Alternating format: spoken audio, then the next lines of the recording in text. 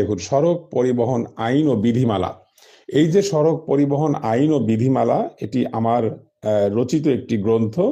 এই গ্রন্থের মধ্যে সকল ধরনের বিধান যুক্ত রয়েছে।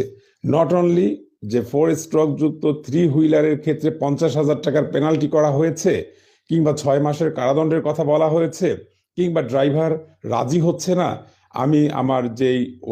রুট পারমিট রয়েছে সেই এলাকার ভিতরে একজন যাত্রী যেতে যাচ্ছে, উনি বলছেন যে না, আমি সেখানে যেতে পারবো না, কিংবা না, আপনার ভাড়া যতই আসুক না কেন মিটারে আপনাকে 300 টাকা দিতে হবে, কিংবা আপনাকে 500 টাকা দিতে হবে।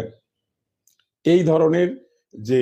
অবাধ্যতা, এই ধরনের যে অভদ্রতা, এই ধরনের যে আইন বিরুদ্ধ কথা, এই ধরনের যে আইনকে বৃদ্ধাঙ্গুল প্রদর্শন করার মতো যে ধৃষ্টতা প্রদর্শন করে সিএনজি ড্রাইভাররা, সেটিকে কিন্তু আমলে নিতে হবে। এবং আমরা যারা নাগরিক রয়েছি, যারা এই সমস্ত ভেহিকেলে চড়তে অভ্যস্ত, কিংবা আমাদের নাগরিক জীবনকে আরো একটু প্রাণবন্ত করার জন্য, সময়কে হ্যাসেল ফ্রি করার জন্য আমরা যখন এই সমস্ত গাড়ির উপর নির্ভরশীল, তখন আমাদেরকে আমাদের অধিকার এস্টাবলিশমেন্টের জন্য